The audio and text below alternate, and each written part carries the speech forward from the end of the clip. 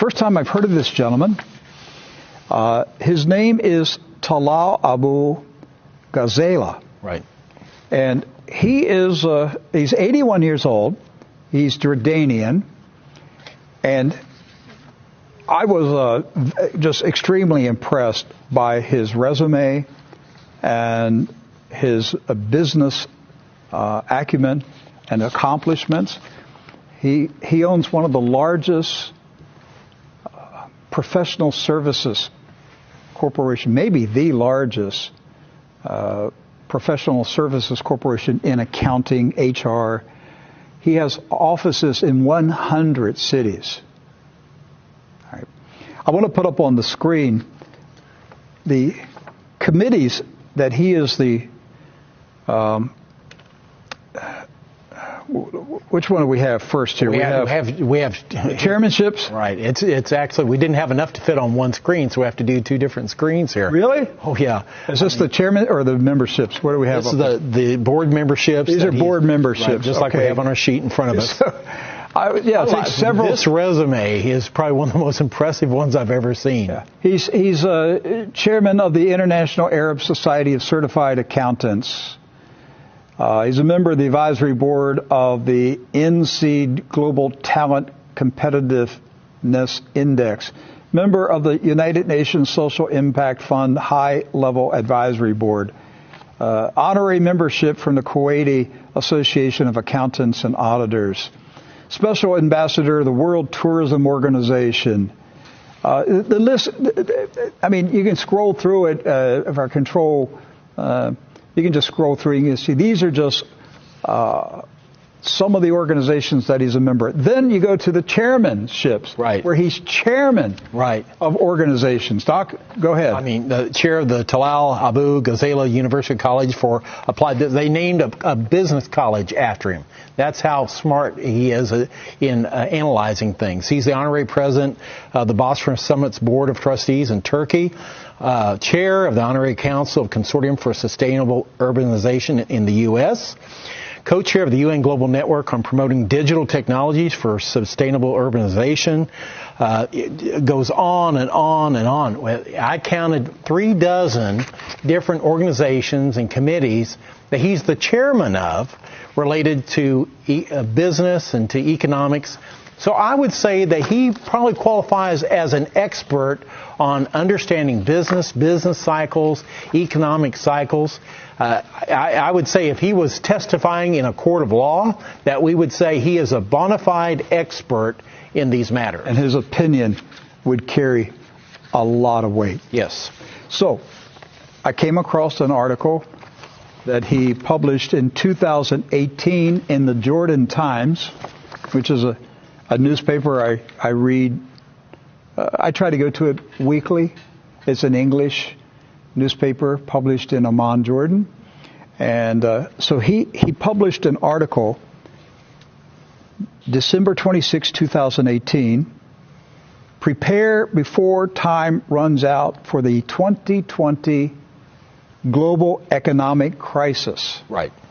Now there's an article that Americans didn't see because our news organizations don't report anything worth reading. Now, so everyone understands in our viewing audience, the picture that you see there is of Talal Abu Ghazala. He is the gentleman that we've been talking about, yes, that is the chair of all these different committees, has a business college named after him. He might know something. He just might know something about what's happening in the world economy. I would pay attention when somebody of his caliber, knowledge and expertise and connections, when he writes an editorial in his home country of Jordan and says, prepare before time runs out for the 2020 global economic crisis. Right. Doc, I read this article last night. He said, let me read it. I'll just read a paragraph. He said, I have been sounding the alarm of a major economic crisis that may hit globally by the year 2020. Contrary to some expert analysis, I have good reason to believe that the new crisis is going to be much more devastating than the 2008 one, which was described by Ben Bernanke, the chair of the Federal Reserve at the time, as the worst financial crisis in global history. Most likely, and like the previous one, this crisis will start in the United States. So, folks, listen, here is one of the most prominent, well-known, well-respected businessmen in the Arab world who is telling the Arab business community who respect him. He's saying, I'm shouting. I mean, he's an accountant. Right. He owns an accounting firm that has 100 offices around the world. Right. And he's saying to the business leaders of the Arab world, a mega financial crisis is coming in 2020, and it's going to start in America. Right. And you may be saying to yourself, well, wait a minute. If you're a viewer or listener, you have a little bit of financial acumen. You may be saying, wait, we're experiencing growth here in the U.S. We're experiencing, an expansion of the economy here in the U.S. How can there be a global financial crisis? Well, just like in 2008, that was pumped up with money and with promises that couldn't be delivered on. He goes on to say the U.S. has witnessed a 2.5% growth. This is an indication that there should be no crisis. But he says, I think this growth is due to increased consumer demand because of the liquidity of the U.S. government pumping into the market and is not representative of a real recovery. In other words, we're propping it up with nitroglycerin in the form of quantitative easing, printing money like it's going out of style. And so we're just pumping that money into the economy. This is a false recovery that's going on, is what he's saying. That's right. He said the imminent economic crisis has been slowly but surely brewing for many years. And he says it appears that its arrival appears to be on schedule, 2020, just in time for the U.S. presidential election. Right. Now think about that. This is why I'm saying I'm not certain Donald Trump's reelection is certain. Because if the economy tanks in 2020, you will see the most massive vote for communism that you could ever imagine would happen in the United States of America. The communist, socialist Democrats will sweep into power if we're in an economic crisis before the election. Now, they may be able to hold it off and slide through the election and get President Trump elected, and then the crash comes. Well, that would just mean that the next election in 2024 will be so far to the left, we can't even imagine it now. That's right. Exactly. He said that this coming crisis is going to last years. He said the new economic crisis is expected to continue for years and will have a major impact on the West, causing stagflation and leading to bankruptcies. He goes on to say, now listen to this, Rick, I predict at least 5 European countries will go bankrupt next year.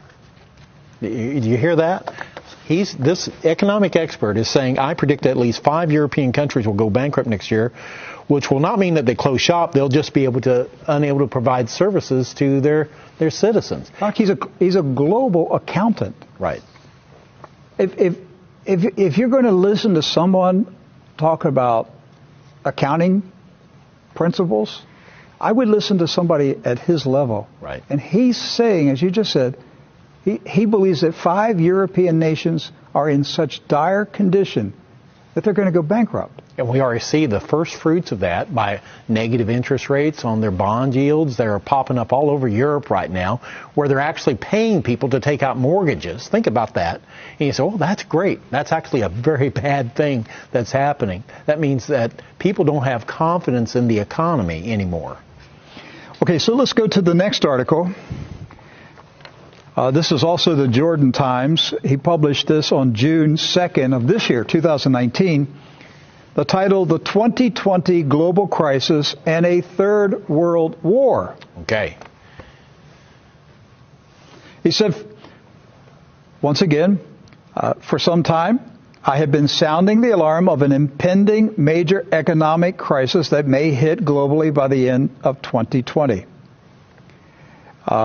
He said nations around the globe, especially in Europe, have lost confidence in the United States' ability to lead in issues of international finance, trade, diplomacy, and war. These nations are quietly dismantling Yeah. Listen, folks, listen to what this man is saying.